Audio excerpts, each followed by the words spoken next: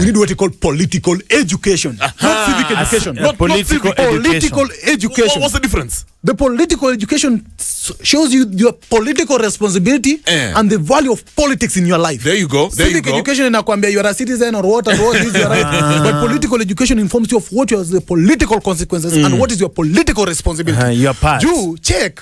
Now the African young people in Africa are going through coup to overturn governments because the political and democratic, the so-called fake democratic Western puppet system is not working for the people. Yeah. And that's unaona mavijana wengi wenye wamefanya hata makuu ni mayouth.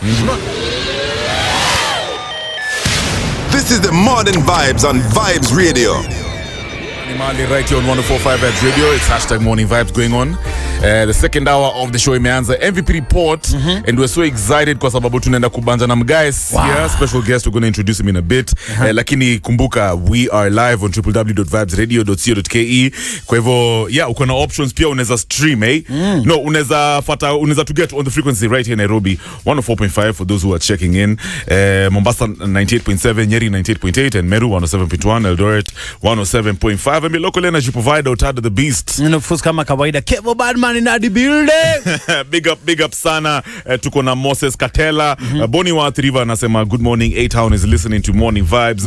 DJ Greenlight 254 anasema Matasi ya Ngompe kwa hapo hivyo. John Kathogo tunakuona. Eric Njenga, big up on yourself. Bob Njue, Edgar Handsome wa Nyahururu, Kisirani Sumbufu wa Matunda, Kipsigis HSC, that is at Peak Victor. Big up sana all the way kutoka Kericho. Tim, I see you. The one and only Lorette is here with us. Nyonginyo pia kwa hapo hivyo. Katamba Viviali. Good morning to you too. Ain Sharon Terra. Asante sana. Kogi wa Shakahora. Asante. Faristo Muganda anasema wa Ebubere Mumias niko ndani ya mpango mzima hadi mwisho. Mama Misha also see you kutoka Thika Makongeni unasema uko locked in. It's a Golden Wednesday. I feel wow. Asante sana. Sean Paul sawa. I know what I'll play for you ya Sean Paul. Just for you Mama Mish kwa sababu nakuanga mloyal deadly. Alafu leo ni Wednesday. Alafu unajua Buda leo ni day yako. Love us for Wednesday. I see you kutoka Kayole. Mana drilla Ulembad kutoka North Rift. Chege Losses, big up yourself. Unasema shetaniest atashtuliwa na luku kweli wazing. Upenje unajua yo look ya Kevo make it. Kevo is just a guy who surprises us. Spence Brasta pia tunakuona. Lowen Dennis is here with us. Anasema 107.5 LD Micah, we are locked in Eldoret sawa. So we see you guys. Big up on yourself. Bricks na checking Ngozi ya Chapati and our brother kutoka Vibayard Spapade. Asante mazee. Spapade big up sana manze. Afu Rahman Esther Luambi analia is the biggest baddest morning show. Ngware imeaka moto manze. Hashtag Morning Vibe, hashtag the Kevins, hashtag Kev Matara, hashtag Kevin Badman, and a request oxygen, requesting oxygen. I care about you. I care about you na kwa. Muna niya mesema hivyo anadai? Uoni Rahman. Buda. Sasa Rama. Kevo, you're making this thing. Bro, lazima uweke ni jina ya kiwala. Sounds like you're spitting on the microphone. Ninja ameingia. Karibu sana bro. Hold on. Karibu tukamugo manzi anale wagwan.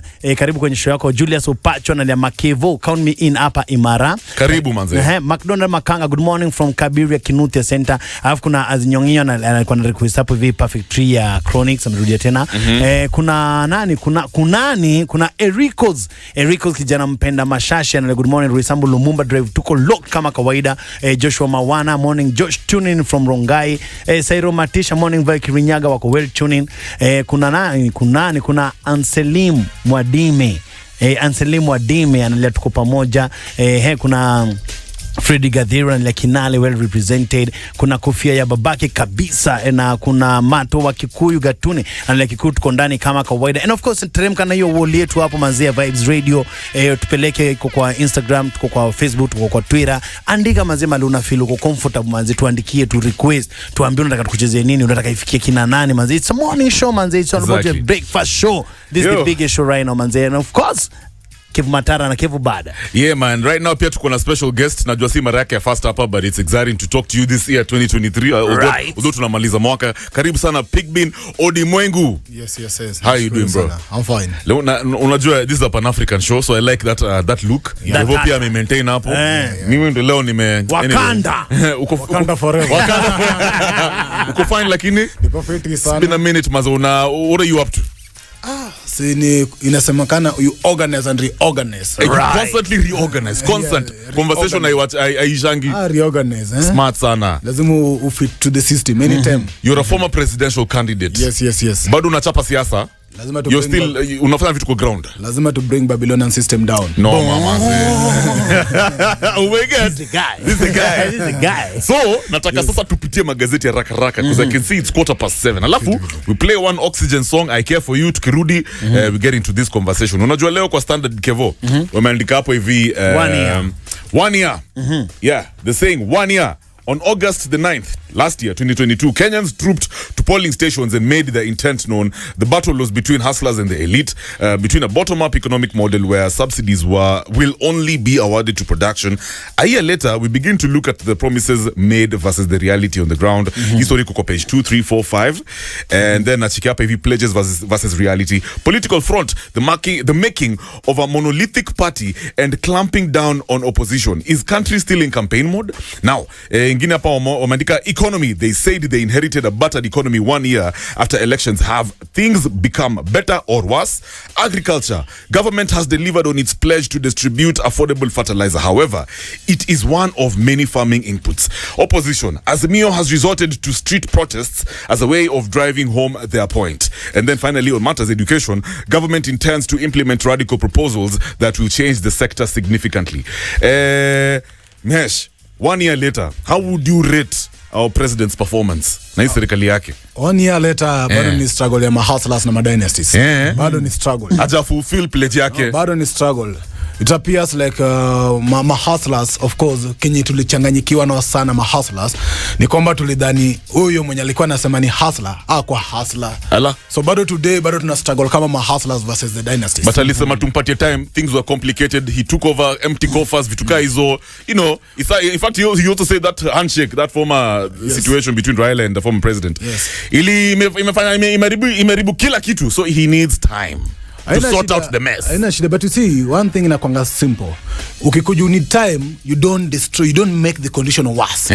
You take time to build it better. Okay, sawa. You come and make it worse, you need time to make it better. Haijaikanga hivyo. Shikilia hapo, we'll touch on that tukirudi. Alafu I'm seeing the Daily Nation. How juniors bagged 600,000 each per month in allowances. Kevo, Buddha, juniors, young guys, 600,000 each month in allowances. Now, some 21 employees of the Department of Public Works each pocketed about 617,285 monthly, ama tuseme 20,000 daily, assuming they worked 365 days to collectively draw 155.5 million annually in travel packs.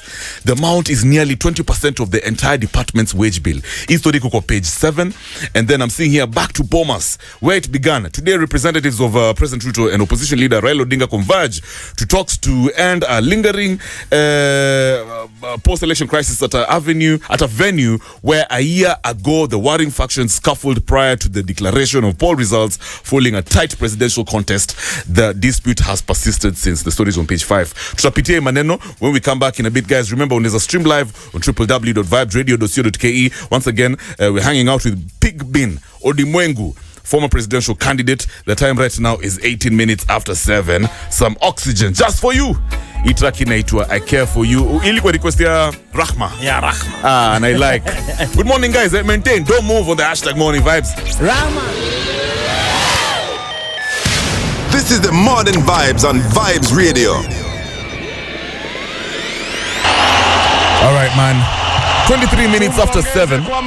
Karibuni sana bana. This is MVP Report Hour with Kevin Kevo Batman. We are Morning Vibes. And of course, we're hanging out with our brother over here, PIGBIN ODIMWENGU. Yes, maze presidential candidate, former presidential candidate. Na sasa tunaangalia maneno ya the state of the nation. We're bouncing off him and hii stuff imeandikwa hapa hivi on the Standard front page. It's been a year. Unajua on the last year by the time like this, Kenyans walikuwa kwa polling stations and we made our intent known by voting in the Kenya Kwanza government. William Ruto alikuanga preso, was pronounced as president. Now, Hesh, how would you unadhani imekuwa hard sana? Has it been so complex? Have we been expecting too much from William Ruto? Maybe we should be realistic. Tuseme niaje, let's give him more time. Agenda yake ilikuwa sawa. I mean, we voted him in, so he needs time to implement his manifesto. Maybe yende ali promise too much. Not that we expect too much. Maybe he ended promise too much. Yeah. And first, the fact that alikuwa mtu akondani, si mtu ati amekuwa nje. Si mtu mwenye hajaikuwa kwa system. Yeye alikuwa ka deputy president. Hata kama alitengwa nje, lazima alikuwa amejua ndani kwaje. So either he ended promise too much. Not that we are demanding too much. We're only demanding whatever he promised. Yes. So labda ended promise too much. Na kama alipromise too much akuja tuambie, he promised too much. Na hii promise yake ukiangalia kwa malumekaa, si the opposition ni kama wanataka kumwandama, wajaribu kustopisha zile vitu wanataka kufanya mingi. Inaweza kwa hii maandamano ni party ile vitu inatumika kustopisha hizo vitu kwa mtu promise zitoke. No, ni kuna kitu imekuwa consistent hapa. Kuna constant factor hapa. Constant factor hata before preza come Ruta kwa prezo. Constant factor hapa ni kwamba watu walikuwa naumia. Unaona? Life ilikuwa hard. Hadi leo wakati wa unye ikielekea kuisha, life ilikuwa hard already. But pia leo unye ali come from the system of ile COVID shocks. Anajaribu ku maintain your shocks. Na kangangana na, lakini life ilikuwa hard. So mzee alijua kwamba hii life imekuwa hard, akakuja na hiyo narrative yao yenye life imewakalia hard. The hustlers. Akwa promise so much. Unajua ukiwa uko under so much pressure na mtu akwambia anaenda kukutoa. Ndio maana watu waliungana despite of their tribal whatever, akakuja in the salvation. In the salvation. This is the walk out of Babylon. Wakati tulifanya hivyo, unapata watu wakajiingiza, akaingia ndani. Sasa kuingia ndani, opposition bado imepata the constant factor bado iko. Watu bado wanaumia. So nao pia wamekuja kutumia the same constant factor kenye preza alitumia, wajaribu kuinterfere nao preza, unaona? Instead of preza kuja handle the same constant factor, bado anangangana na ni political. So for conversation purposes, unaweza retaje yani? I want a figure. Unaweza retaje presidency yake so far a year later? No, in terms of out of 10. In terms of its delivery of promises, I would say it's 2 to 10. Wow, 2 out of 10. Yeah, if it is delivery. It's around 2 to 10. So ile fertilizer alisema atapunguza peke yake. Hiyo ndio naweza ongelelea, unaona? Na nini tena naweza ongelelea? Hii education umejua alisema kidogo, hiyo education alisema kidogo. But ukiangalia aliambia mahasala kwamba gavita kwa yenyu. Kumbe itakuwa yetu aje kuifund. Itakuwa yetu kuitax. Ndio tuifund. But let me ask you something, Mhesh. Hata unakumbuka first of all, ever since any mgaisa ingekuwa power, maandamano mazezi imekuwa back to back. So somebody can easily say hizi maandamano zimemdistract. Is that right?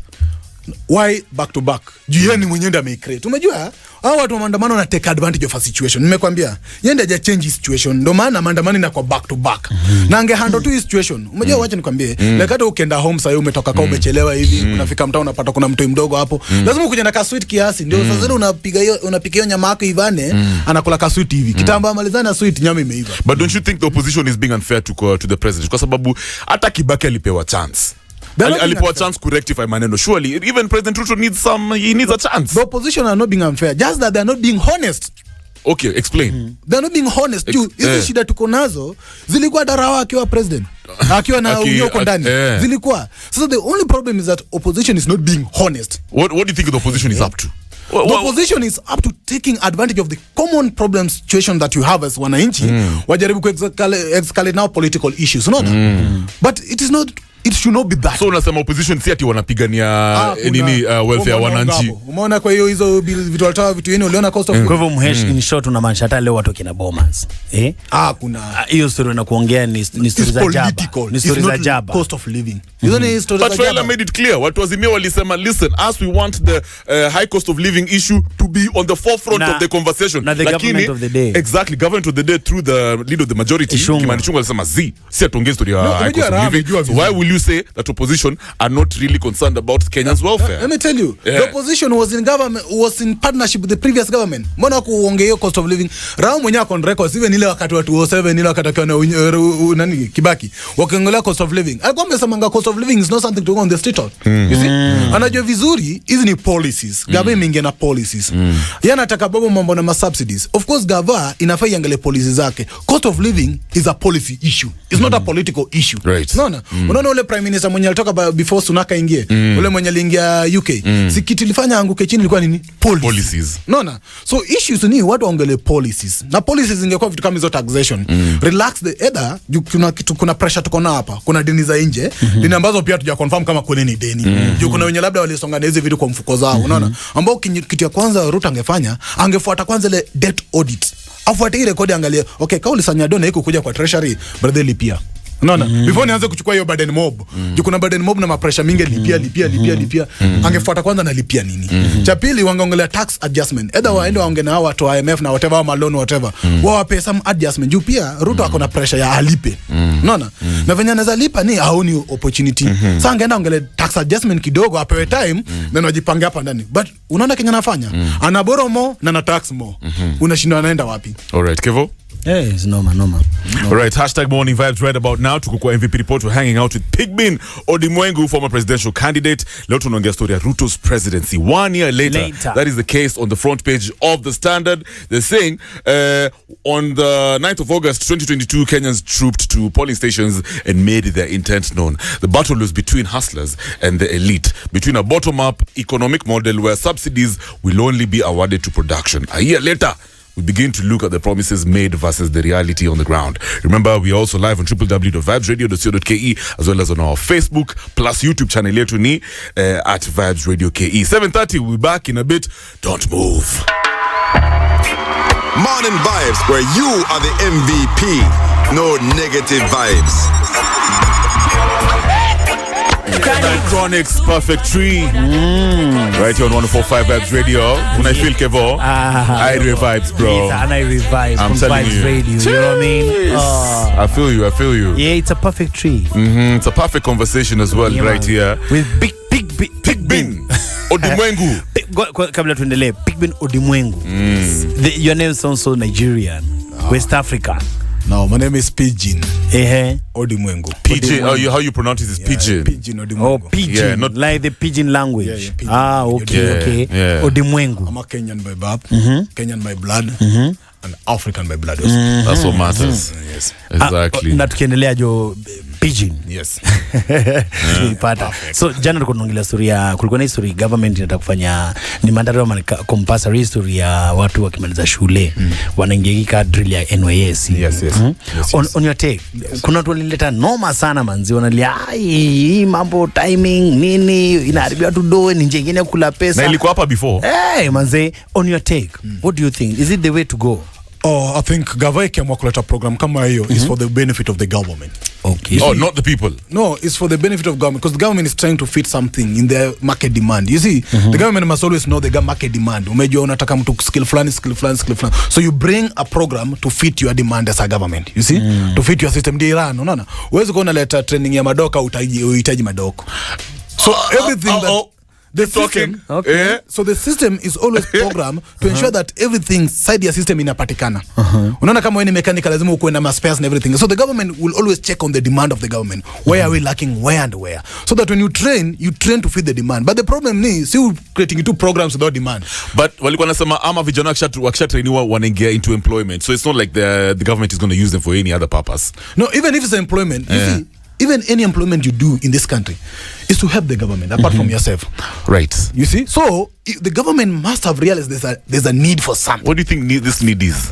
Now, one thing is From that, your observation. One thing is that you see, if the government has job as they are saying, wanatrainiwa naingia job, well and good.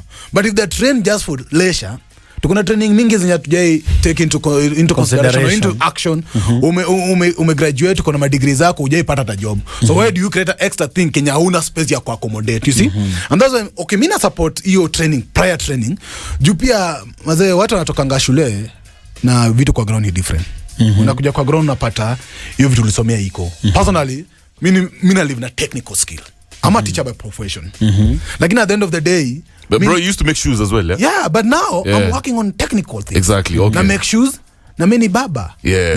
Na nyoa watu. Unaona? And you ran for president, wow. Yeah, and these trainings ndio na survive now hadi leo, unaona? So, education ilipea tu hiyo space ya kuongea na kukuwa na knowledge fulani. Lakini siwezi kana kachini kila saa kama kijana uko mtaa atinaongoja ngati siku nitajiriwa. But unajua hapa hivi hii conversation ilikuwa polarizing kwa sababu boss alikuwa anasema mbona basi ni a must, mbona una to forced, why are you making it compulsory, shouldn't it be optional? It should be a must, but it should not be on your cost. If the government introducing a mandatory system, it should not be on your cost. Because uwezi ni force na kitu sihitaji na utaseme bado nilipie. ni wewe ndio unahitaji hiyo need. Umeona kuna need. Unaona? Sasa unapointroduce hiyo program, ikuwe ni wewe ndio unasimamia. Mimi ni go through the same program but usiniforce pia cost. Umejua ukiforce cost to the other side, then that is inconvenience. I like that. All right, moving forward, tuende sasa kwa page 6 of the Daily Nation. Raila Koome clash over protest deaths. Police boss claims opposition leaders hired bodies from mortuaries. Raila akasema, how can you say such a thing? Na hizi mamwili zilikuwa na gunshot wounds. Can even see over here a quote by Mr. Japhet Koome. How low can some of our leaders sink? They take pictures of the bodies and display them on social media. Now he's bouncing off ile maneno ya maandamano. We know very well that many young Kenyans actually died. But Koome is saying it's not the police who killed them. In fact, hizo mamwili ziketu kutoka kwa mortuary. What's your comment? That's a wicked system. That's a response from a wicked system. No matter mali zilitoka, kama kuna watu wamekufa in the first place, you must be very considerate as a government. Hata kama walitolewa kwa mochari, hao ni citizens. Man, they're Kenyans. Hao ni citizens. Unaona? There's that quote by JF Kennedy who said, "He who makes peaceful revolution impossible makes violent revolution inevitable." Unaona?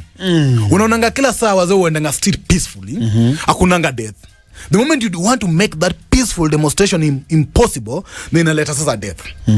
You make violent one inevitable. Unaona? So the system ni gavana faikwe serious. Watu walikufa tunajua. Watu walikufa. Mbona gavana sikuje tu honestly on kwamba hawa ndio walikufa. Wamanafu. The question is, why should opposition fit bodies for government issues? Kwani imefika mahali paka sasa hizi tumeeta politics imekuwa ni ya mabodies. It's true, mas I don't understand. And let me ask, kuna dhani serikali walihandle aje maandamano in terms of crowd control vitu ka hizo? One I will say is especially the police. It was not professional. You see, the right to demonstrate is in the constitution, and so many times the police have overused that right. In fact, they take it like it is them the custodian of demonstration. The constitution only provides that any demonstrator should give a notification. Yesterday I saw this social justice whatever wrote a letter to the police. The letter should be notification. Mimi nimejaribu kuandika letter to police niwaambia nataka kuprotest, wakakataa. They don't have right to kata. Unawa notify to. Yeah, so provide security. Si unawauliza. So like ukiona maju.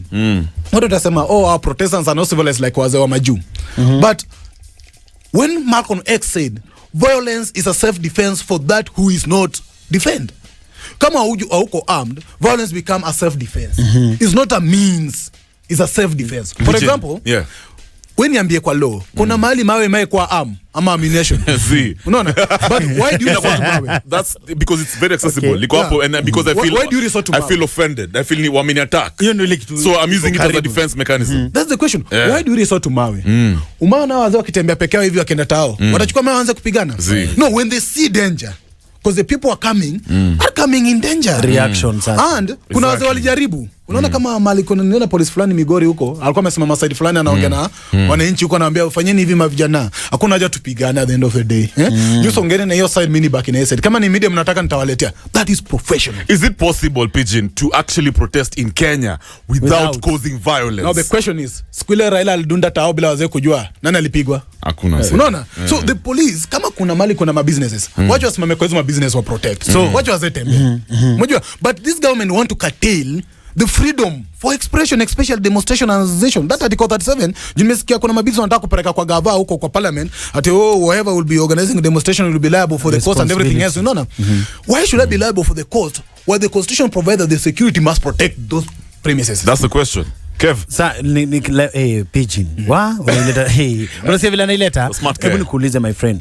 Now if all ingekuwa the other way around, you are the one umekalio kiti, kulika vile vijana wangekuwa na feel sahi, njaa bado iko, vitu zijabadilika, wewe uko pale kwa the top seat, ungehandle jimando. The first thing ni hao watu si maadui wako, hao ndio walikuchagua, na wakikuchagua hata walikuwa na kusupport.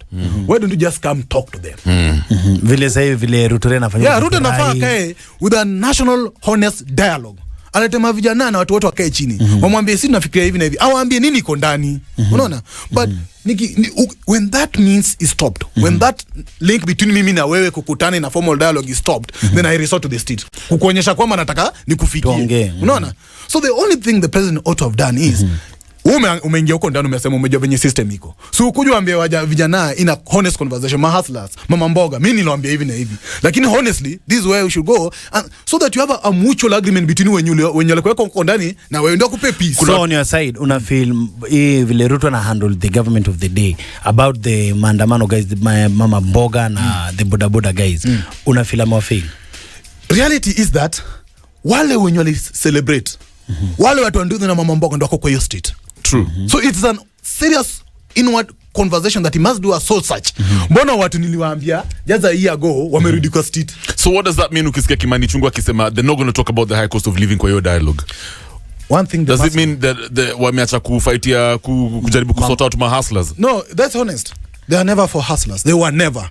They only got an opportunity and a disadvantage mahali ya mahasla na umia na wakatumia. But the problem they must know in their mind that no one stand against the people. So what do you think Kenyans think about this dialogue now? Sasa kama muongee story high cost of living, then what's the point? How do you think Kenyans wata receive dialogue basi? I mean, kama watu ongee story high cost of living. This is a series of betrayal. Come my watch series, movie series. This is just episode fulani ya betrayal. There has been betrayal in the city. We call it betrayal of the real people. And this betrayal has been taken over since independence. Kila politician amekujanga na betrayal promise. What it can do is two things. One, the people might gang up one day and they might end up chasing all politicians. Or two, the people might stop the political processes. Now achane na unaona venye kama to 2022 over 8 million waliachana nayo kweli. And when it goes like that, it means people don't see the need. Yeah, it's interesting kwa sababu hata jana tulicheki on the dailies walikuwa wanasema there's a unemployment pandemic in the country, and so you're saying hizi mashida zote tukicheki politicians, they're not sorting them out for us, there's no actual public interest, then Kenyans will just stop engaging. They'll do two things. They'll either engage roughly to remove them or stop. Unaona? Jinafika malo unaona sasa kama kila siku naamka kila siku na some hope. Naenda na elective jamaa ananiambia paka yeye ni part of me. Then nafika huko kesha na betray. Let me ask you something. Yes. We talked about Juzi we saw the president talking about the quality of his cabinet. Ati kuna watu wenye wako incompetent hapo. How can he know more about your department more than you know? Is the cabinet failing our president? Who appointed the cabinet? So who is incompetent? So who is incompetent? Before I become incompetent, it means you who appointed me is the incompetent person. So it's the president who is incompetent. He's incompetent. How do you bring incompetent people in the place? Alafu unaanza kuniambia ati najua mao kukuhusu. Kwani nilikuja aje hapa? Sangepewa mama mboga na mtu Nduthi aone kama watakuwa incompetent. Angeweka mtu Nduthi juu kuna mtu Nduthi akona degree. Kwa sababu kuna makabinet anaona hata degree. Is there any cabinet secretary amekubamba umesema this one is a Matiangi?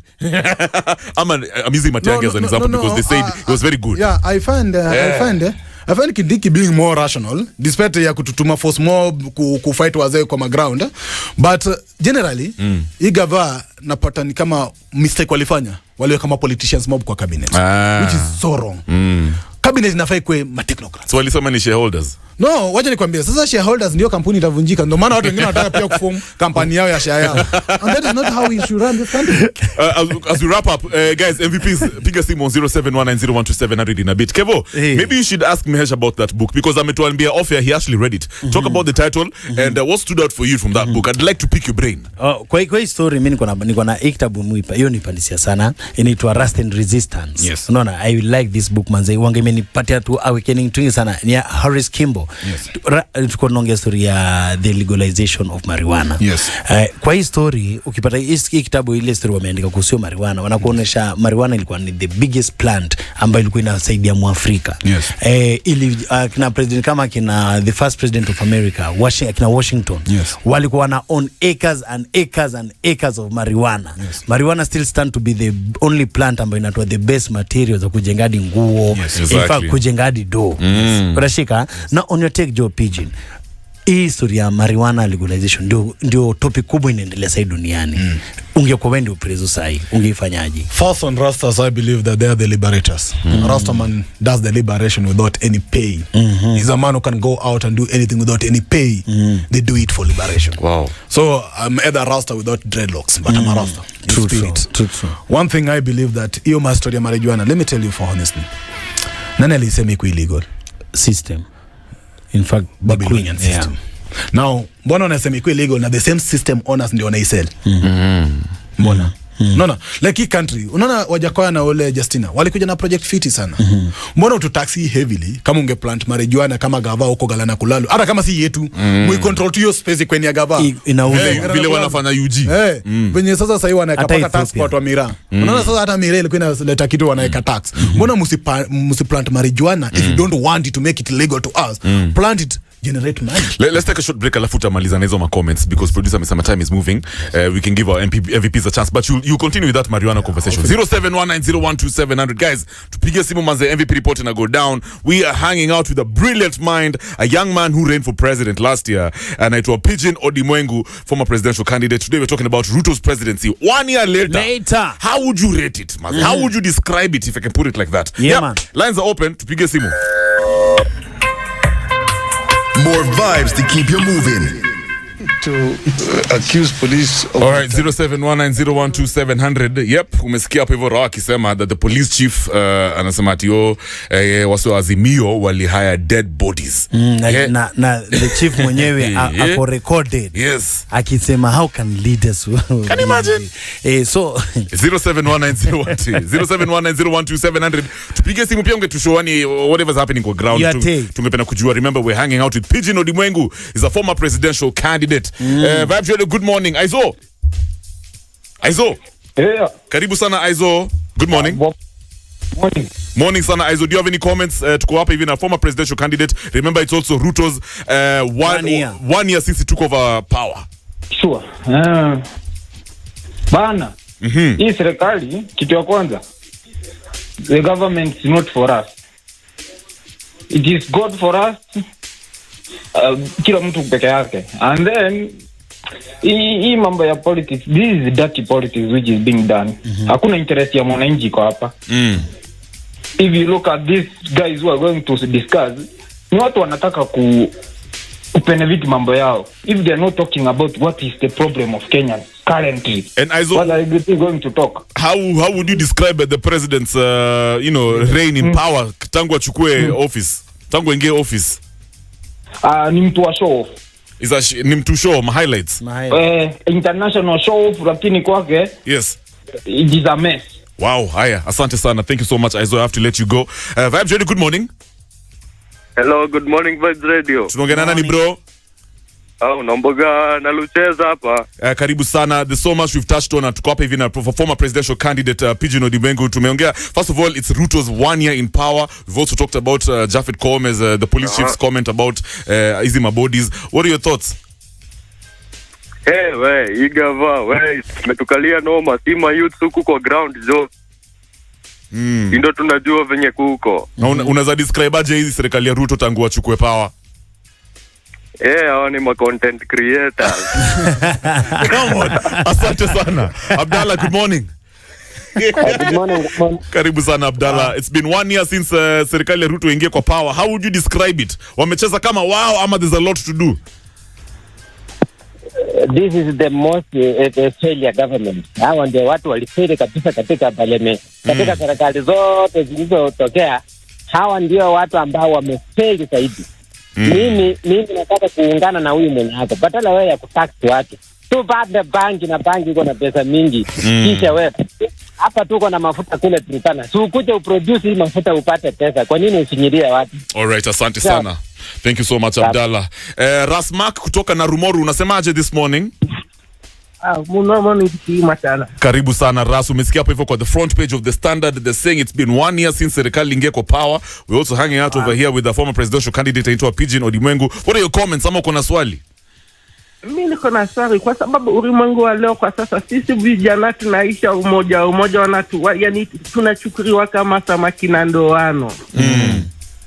Kwa sasa maisha sasa tunaona sisi vijana tunahangaika, hakuna kazi hapa na pale, hakuna mahali ambapo tunaenda. Umesikia president alisema we need to give the government some time. Tuwapatie time. Wako na manifesto, let's relax kidogo, things will be good huko mbele. Yes, manifesto iko lakini bado ni ya uongo, hakuna kitu natusaidia. All right, asante sana. Give us a call guys on 0719012700. It's been a year since the president took over the reins of power. And what are your thoughts? How would you describe his presidency? Na pia tumeona hapa hivyo some major comments by the police chief, Jafet Koome. He claims the bodies paraded in morgues were not victims of police killings, but opposition leaders terms his allegations outrageous and insensitive to grieving families. We've touched on that, guys. We're hanging out na mheshimiwa mazee anaitwa PIGBIN Odimwengu, former presidential candidate. Let me talk to Kevo. Good morning, bro. Yo, good morning Kevo Machara na Kevo Batman yaje. Fresh barida. Tuko hapa hivi na mheshimiwa PIGBIN Odimwengu, former presidential candidate. Tuko na swali ama comment. And of course, how would you describe our president's reign in power tangu achukue office? 1 year, it's been 1 year. In 1 year, huyu jamaa hajafanya kitu. Huyu jamaa amekuwa kama picha ya Cinderella huko. Guys. Kenya inaonekana iko poa, lakini huku ndani kile kinatumia. Unaona? Sema wakati shetani ndio anasema alikuwa baba. Alikuwa kile profession. Hata kama vipi Kenya hajafika. Ni kila mtu ametuni nini asumbuke kazi yake. Alright. Na so nasema already ni vile hajapatiwa time afanye mambo yake, maybe apatiwe time, maybe zinaweza change. Hata ni bana Kevo Batman. Okay, na kila daro exam ikifikaga muda kwamba fanya exam apata gipeni ile time exam kifika hivi exchange hivi kidogo anapata paper zake, no kweli. Alright. Asante sana. Sairo, good morning. Good morning Vibes Radio. Karibu sana kwa Morning Vibes. Tuko hapa hivi na former presidential candidate PIGBIN Odimwengu. Kuna comment yote? It's been a year since Ruto took over the reins of power. Unasemaje? Mimi venye naweza sema Kev. We got a long way to go juu wenyewe. Promises zote zilisema hakuna yenye imetendeka jo. So imekuwa tu mbaya sana. Alright, asante sana. Big up on yourself. Guys, comments zinaka deadly sana hapa hivi kwa social media. Kevin, what has stood out for you? Mimi hapa kuna nyingine nasema ni jamaa aitwa Sasha Empress analia good morning Kevos. Locked in from Githurai. Kwenye topic Koome husema ukweli. Fear that man from Meru. Kunashika na comments mesikia vile amesema bodies zilihaiwa. They were hired. Alafu sasa kuna Kiguru wa command analia yes they hired bodies and shot them with bullets and blamed the police. He's being sarcastic. Yeah, unajua Jona shindo umse. As in like kila mtu anaona mazi. It doesn't make sense. Tukweni tuchenjini mindset zetu na tuanze kuangalia ukweli na kila mtu amana hapo. Kila mtu achukueli anafaa kuchukua. Na like nani alisema hapa hivi hii gava ini Lorette at Just Steady, she says hii gava nayo ni content creators. President William Ruto overpromised, and to be honest, he lies better than my ex. He spends too much. He hired people in government and who have no idea what they're doing. Wako tu, this country is heading to the gutter. And then big up Chege Losses, who says big up Odimwengu. Clearly mwananchi hawezi feel positive effect ya gava yet. Loving the show. All right, guys, I can see it's about 4 minutes to 8. What we'll do, tutachukua a break, play for you guys one song, alafu next hour maze tuta wrap up conversation with our special guest over here, a very young man. Mwenye alini surprise man. Unajua saa zingine when you decide to do something you just dived right in. PIGBIN Odimwengu actually ran for president, and we are here discussing yani maneno ya the state of the nation. PIGBIN, you know, till today I'm very impressed yani buda. Uliamua kufanya, you know, sometimes from my ex-girlfriend told me one day she sees me being a president, but sasa mimi hata sija decide hata you know MCA. Hata MCA nimeshindwa. Manze nini inspire PIGBIN in 10 seconds? Sankara alisema it took madmen of yesterday to make us act to the clarity today. Yes. Madmen of yesterday. Madmen of today. I love it. So you have to be mad sometimes to make it happen. Ni kweli Jona, behind every wise man there's some madness ndani yake wanafanya star. Morning Vibes, where you are the MVP. No negative vibes. That's right, at about 7 minutes after 8. Karibu sana kwa MVP report. I can see the energy, the conversations imekuwa fiti, the comments pia tunazicheki man, we're relating. Andole Junior, Jose Kitalis Finest anasema pamoja. Big up on yourself, the one and only Agim Super pia anasema these are the kind of leaders that we need. Big up on yourself, PIGBIN. Remember guys, we've been hanging out with PIGBIN Odimwengu, former presidential candidate, and to wrap up this conversation Kev, maybe unaweza ulizio swali tena alafu PIGBIN atupatie his last words. PIGBIN nilikuwa nimekuuliza history ya marijuana legalization legalization of marijuana manze, iko ni medicine, iko ni hiyo mambo zingine tofauti. Your take manze, ingekuwa ni wewe, do you think inaweza kuwa ni ile kitu, ni ile ndio savior tumegojea hiyo mambo economy? Marijuana ought not to be illegal. Marijuana should be legal. Leave alone even the consumption. We have the benefit economically. We can see it. We cannot deny that. Marijuana is the gold. We don't have to invest a lot kama ile oil tuna invest huko ndo tuitoe. Marijuana just need the land and plantation. If the government don't want it for the people, let them use it for government so that they can generate revenue, so that they can run the government. That's what we request. Manchi kama kina Portugal, watu kama Netherlands, Denmark, Thailand, in fact, South Africa hapa chini, juzi tumeona Uganda, Ethiopia wamejenga zaidi ya 33 billion. Nele kivuno yao litoa. The nani aspirant wetu wakiwa hapa Vimbele Wajakoya, alikuwa amekamna hii story sana sana.